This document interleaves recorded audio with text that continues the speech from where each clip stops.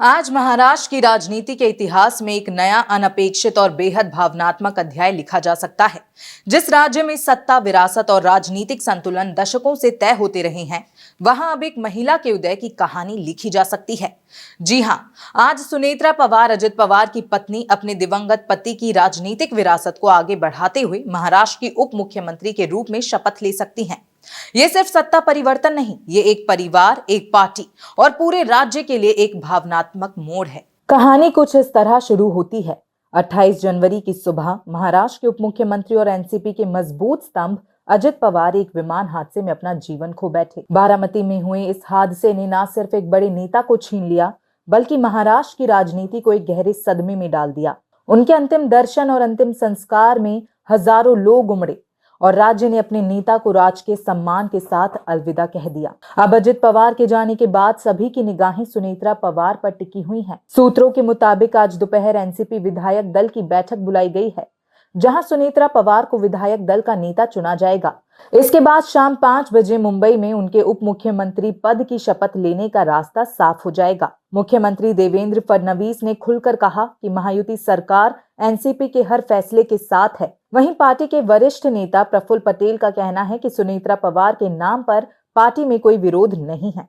आपको बता दें कि अगर सुनेत्रा पवार आज शपथ लेती हैं, तो वो महाराष्ट्र की पहली महिला उप मुख्यमंत्री बन जाएंगी। ये न सिर्फ एनसीपी के लिए बल्कि पूरे राज्य की राजनीति में एक बड़ा ऐतिहासिक बदलाव होगा। लेकिन सवाल ये भी है, क्या ये सिर्फ एक पद है या फिर एक विरासत को संभालने की बड़ी जिम्मेदारी?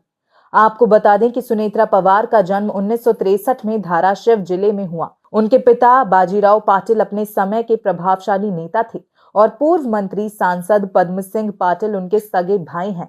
उन्होंने संभाजीनगर के सरस्वती भुवन कॉलेज से वाणिज्य में स्नातक की पढ़ाई की। साल 1985 में उनका विवाह अजित पवार से हुआ।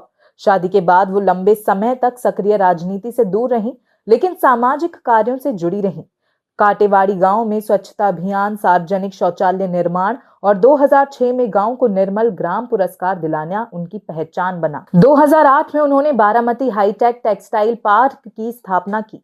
वो विद्या प्रतिष्ठान की ट्रस्टी, फ्रांसीसी think tank world entrepreneurship forum की सदस्य और पुणे विश्वविद्यालय की सीनेट में भी रह चुकी हैं। एनसीपी के विभाजन के बाद सुनेत्रा पवार राजनीति में सक्रिय हुई। 2024 के लोकसभा चुनाव में उन्होंने बारामती से चुनाव लड़ा, जहां उनका मुकाबला सुप्रिया सूले से हुआ। हार के बावजूद उन्हें राज्यसभा भेजा गया और अब राज्यसभा सांसद सुनेत्रा पवार महाराष्ट्र की पहली महिला डिप्टी सीएम बनने की दहलीज पर खड़ी हुई हैं। शपथ के बाद उन्हें राज्यसभा सदस्यता से इस्तीफा देना होगा, जिसके बाद पार्थ पवार को सीट पर भेजे जाने की चर्चा भी तेज है। अजित पवार के अचानक निधन से एनसीपी एक नाजुक दौर से गुजर रही है। पार्टी के दो गुट, भावनात्मक खालीपन और संगठन को स्थिर रखने की चुनौती।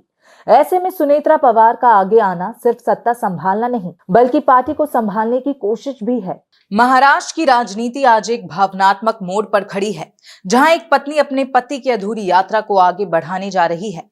सुनेत्रा पवार का संभावित शपथ ग्रहण सिर्फ एक संवैधानिक प्रक्रिया नहीं, ये उम्मीद, जिम्मेदारी और विरासत की नई शुरुआत है। बारामती की बहू से महाराष्ट्र की पहली महिला डिप्टी सीएम तक आज इतिहास रचा जा सकता है। हम इस कहानी से जुड़ा हर एक बड़ा अपडेट आपके लिए लाते रहेंगे। तब तक के लिए देखते रहें भारत अपडेट। नमस्कार।